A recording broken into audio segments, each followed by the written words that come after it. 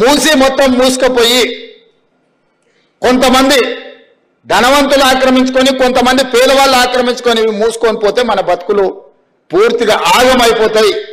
ఈ నగరం నీటి ప్రమాదం నుంచి కాపాడాలి, నగరం తాగునీటి సమస్యల నుంచి కాపాడాలి. బెంగళూరు సిటీలో ఈరోజు తాగనీకి నీళ్లు లేవు, నగరమే ఎండిపోయే పరిస్థితి మన ఎండాకాలం చూసిరు. తెలంగాణలో కూడా గోదావరి కృష్ణ మన కరువు వల్ల ఎండిపోతే తాగునీటి సమస్యను ఉస్మాన్ సాగర్, హిమాయత్ సాగర్, హైదరాబాద్ నగరానికి తాగునీళ్ళు ఇచ్చి ఆదుకున్నది. అందుకే ఈరోజు ఈ వేదిక మీద నుంచి నేను పేదలకు ఒకటే విజ్ఞప్తి చేస్తున్నా, మీ మంచి కోసం ఈ ప్రభుత్వం ఆలోచన చేస్తుంది, బ్రహ్మాండమైన ప్రణాళికలు తీసుకొని వస్తుంది. మూసీలో ఉన్న వాళ్ళు ఎవరు ఆందోళన చెందాల్సిన అవసరం లేదు. చెరువుల్లో, ఎఫ్టీఎల్లో, బఫర్ జోన్లో ఉన్నవాళ్ళు మిమ్మల్ని ఏ రకంగా ఆదుకోవాలనో ప్రభుత్వానికి సూచన చేయండి. ఈరోజు మీ దగ్గరకు వచ్చి కలిసి మీ సానుభూతి పొందాలను, లేకపోతే మిమ్మల్ని అడ్డం పెట్టుకుని వాళ్ళ ఆస్తులను కాపాడుకోవాలనుకుంటున్న వాళ్ళ కుట్రలను మీరు ఆలోచన చేయండి. వాళ్ళని కూర్చోబెట్టి అడగండి. నేను ప్రభుత్వ అధికారులను అక్కడికి పంపిస్తా. అక్కడ ఉన్న ఇళ్ళున్న వాళ్ళను, ఇండ్లు కోల్పోతున్న వాళ్ళను, మూసీ రివర్ బెడ్ లో ఉన్న వాళ్ళను, మూసీ బఫర్ జోన్ లో ఉన్న వాళ్లకు మీరే అధికారులను కూర్చోబెట్టి ఏ నష్టపరిహారం ఇద్దామో సూచన చేయండి. అదే తీర్మానం అసెంబ్లీలో చేద్దాం. మీరు కాళేశ్వరం మింగడానికి 1,00,000 కోట్లు మీ ఒక్క కుటుంబం మింగింది కదా, ఈ మూసీలో ఉన్న వాళ్ళందరినీ ఆదుకుంటే కూడా 10,000 కోట్లు కావు. ఓవేళ 10,000 కోట్లు పేదల కోసం ఖర్చు పెట్టడానికి ప్రభుత్వానికి మన దరిద్రం ఉందా?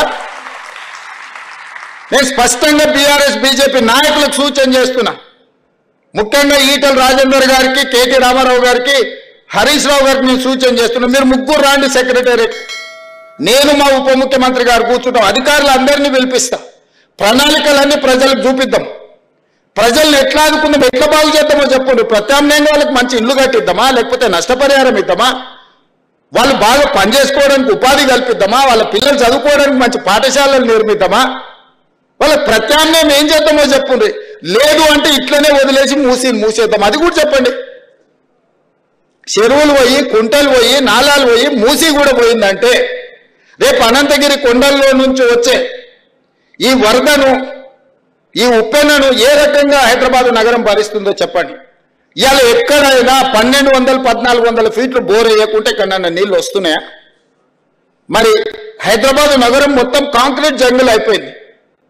మరి గ్రౌండ్ వాటర్ పడిపోయి నగరం మొత్తం దెబ్బతిని ఇవాళ మూసీలో హైదరాబాద్ మురికి మొత్తం నిండి, ఈ మురికి మొత్తం నల్గొండ ప్రజలకు విషవాయువులుగా విషంగా మారి ఆ నల్గొండ ప్రజల విషాన్ని దిగమింగుకొని బతుకుతున్నారు. ఏ విధంగా నల్గొండను ఆదుకుందామో మీరు సూచన చేయండి. మా ప్రభుత్వానికి పట్టింపులు లేవు, మా ప్రభుత్వానికి ఎవరి మీదనో కోపం లేదు, మా ప్రభుత్వం ప్రజలకు మేలు చేయాలన్న ఆలోచన తప్ప ఇంకో విధానమే లేదు.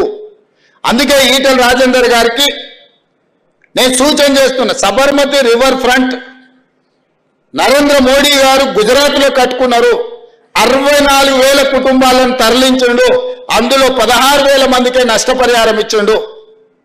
నరేంద్ర మోడీ గారు గుజరాత్ను బాగు చేసుకోవడానికి సబర్మతి రివర్ ఫ్రంట్ కడితే ఈటల రాజేందర్ గారు సపోర్ట్ కొడుతున్నారు. మా మోడీ గారు చూడండి గుజరాత్ మోడల్ ఎట్లా డెవలప్ చేసిండని. మరి అదే సబర్మతి రివర్ ఫ్రంట్, అట్లాంటిదే మూసీ రివర్ ఫ్రంట్ హైదరాబాద్లో కట్టుకుంటే రాజేందర్కి వచ్చిన కష్టమేంది, దుఃఖమేంది నాకు అర్థం కాలే. రండి రాజేందర్ గారు, గత ప్రభుత్వంలో జీవోలు ఇచ్చారు, 2019లో మూసీలో ఉన్న ఆక్రమణలు తొలగించాలని జీవో ఇచ్చారు. మీరు అప్పుడు మంత్రే కదా, మీరు ఆ ప్రభుత్వంలో మంత్రే కదా. తిరిగి చూసింది కానీ 9 నెలల్లో 15th ఆగస్టు వరకు 2 లక్షల రుణమాఫీ చేస్తున్నారు రేవంత్ రెడ్డి గారు. మరి 15th ఆగస్టు ఇంకా రాలేదని అడగడానికి మాత్రమే ధర్నా చేస్తా ఉన్నాం. 15th ఆగస్టు వచ్చిందా లేదా చెప్పాలైనా, ఎందుకంటే 15th ఆగస్టు రోజు అందరికీ చేసేస్తున్నాడు. 40 లక్షల మంది రైతులకి రుణమాఫీ 2 లక్షల చొప్పున చేస్తానని చెప్పినాడు. కాబట్టి మరి 15th ఆగస్టు వచ్చిందా లేదా, మరి అన్ని దేవుళ్ళ మీద దండం పెట్టినావు, అన్ని దేవుళ్ళ మీద ఒట్లు పెట్టినావు, మరి ఆ ఒట్లు పెట్టిన దేవుళ్ళన్నా చూస్తున్నారా లేదా అన్నది అడగడానికి మాత్రమే ఇక్కడికి పిలుచున్నాం. రెండవది, రైతు బంధు ఈ పాటికే వర్షం పడుతుందంటే చాలు, కేసీఆర్ గారు ప్రభుత్వం ఉన్నప్పుడు వర్షం చినుకులు పడుతున్నాయంటే మన అకౌంట్లలో డబ్బులు పడుతున్నాయి, రైతు అకౌంట్లలో టింగ్ టింగ్ టింగ్ టింగ్ అని మోగుతుండేనా లేదా ఒకసారి చెప్పండి. ఫోన్లు మోగుతుండే, వర్షం చినుకులు అక్కడ పడుతుండే, ఇక్కడ ఫోన్లు మోగుతుండే, ఆ రైతు చెప్తుండే అమ్మ కేసీఆర్ పైసలు పడ్డాయి, రేపు పోయి తెస్తేనే మందులకు వస్తాయి అంటుండే. అట్లాంటి పాలనండి ఈరోజు 9 నెలల్లో ఎదురు చూస్తున్నారు. ఇంకెప్పుడు పడతాయి. ఇగో దసరాకి వేస్తామండి, ఇగో బతుకమ్మ పండుగకి వేస్తామండి. బతుకమ్మ పండుగ అయిపోతుంది, దసరా వస్తుంది, ఇప్పటి వరకు దాని అతిగతి లేదు.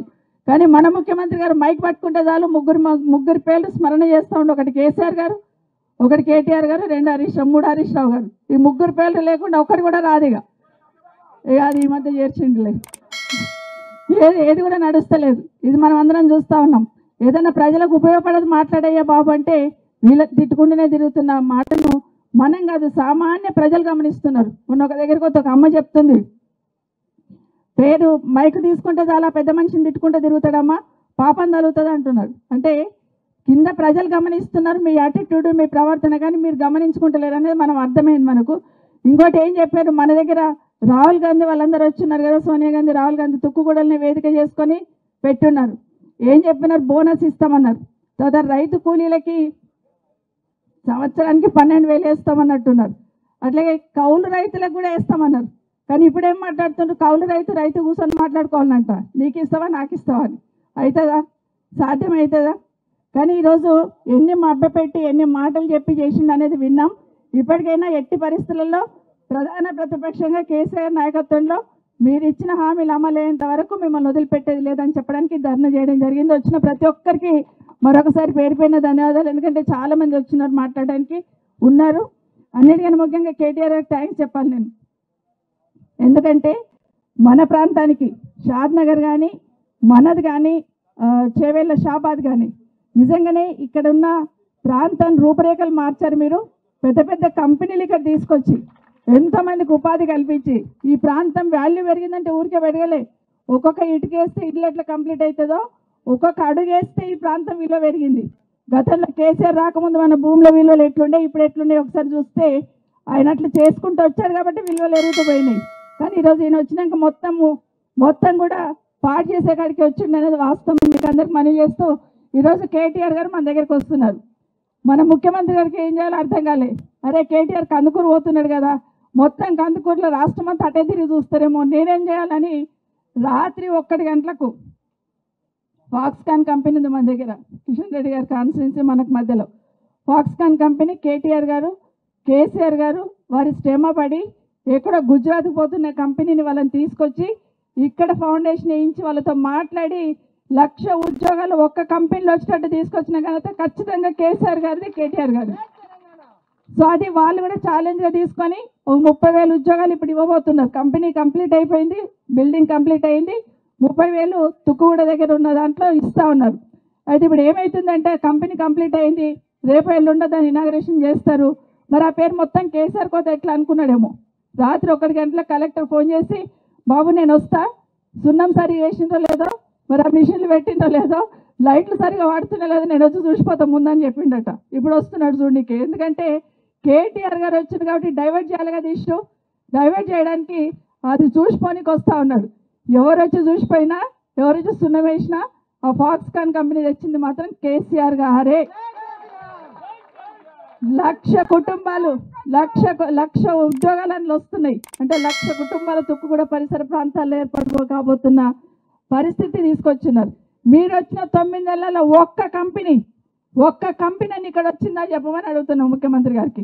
ఇంతకుముందు శ్రీకాంత్ మాట్లాడుతూ చెప్పినాడు రోడ్డు విషయంలో. ఆల్రెడీ 2 రోడ్లు ఉన్నాయి కదా, మరి ఆ 3వ రోడ్ ఎందుకు కట్టిందని అడుగుతా ఉన్నాం. అది మళ్ళీ మాట్లాడతాం, ఫైట్ చేస్తాం. కానీ రైతులకి 2 లక్షల రుణమాఫీ చేసిందాకా కేటీఆర్ గారు చెప్తారు. ఇప్పుడు మీకు వదిలిపెట్టే ప్రసక్తి లేదు. ఏమన్నా అంటే ఇష్యూ డైవర్షన్ కోసం ఖమ్మంలో వరదలు వచ్చినాయి, వాళ్ళు పోలేరు కదా, మనమన్నా పోయి చూద్దాం. కేసీఆర్ గారు ఏం చెప్పారంటే మీరన్నా పోయి ధైర్యం చెప్పారండి అంటే పోయినాం.